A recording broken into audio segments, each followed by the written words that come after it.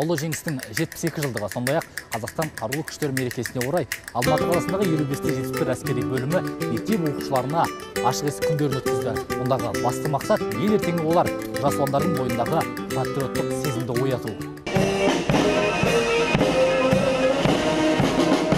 Мектеп оқушылары әскер сапындағы сарбаздар өмірін бақылауға келді. Мұнда кәсіби сарбаздар өнерін тамашалап, әскери техникалар ішінде отырып, бір күн сарбаз кейпіне енді.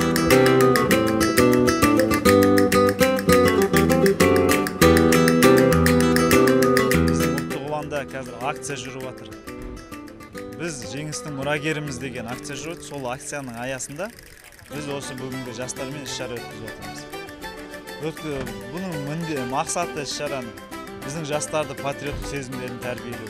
Бұл іс-шара біздің әскери бөлімде әр 3 ай сайын өтіп тұрады. Бүгін іс-шараға мысалы 100 бала келді.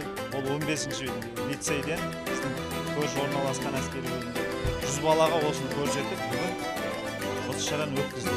Жеңіс күнінің қарсаңында өткізілген ашық есік күндері оқушыларға оң әсерін тигізетіні сөзсіз. Алғашқы әскери дайындық пәнінің мұғалімдері қоса келіп, тәжірибеде алмасты.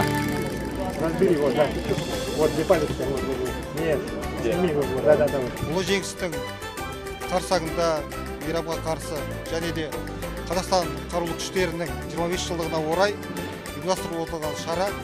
Бұдағы мақсатымыз оқушыларды, жастарды, жеткіншектерді ұлттық патриоттық рухтан тәрбиелеуге, рухын көтеруге, әскерилердің өмірінен танысын, қару-жарақпен, сол сияқты әскерилердің өмірінен сабақ алсын деп деген мақсатта әкеліп отырмыз.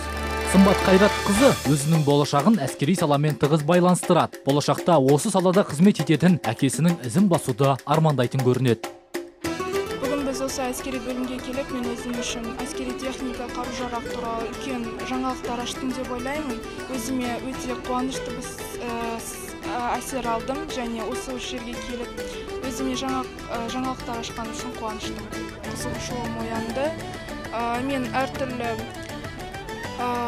кітаптардан оқыдым деуге болады осы қару-жарақтар туралы. Ал бүгін жалпы өзіме тағы да мағлұматтар алдым және осы келесі менің өмірімде, яғни болашағымда көмектеседі деген ойдамын, егер мен әскерге оқуға түсетін болсам.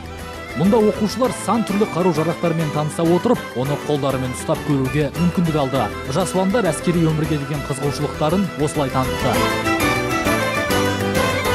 Молодцы, всем спасибо!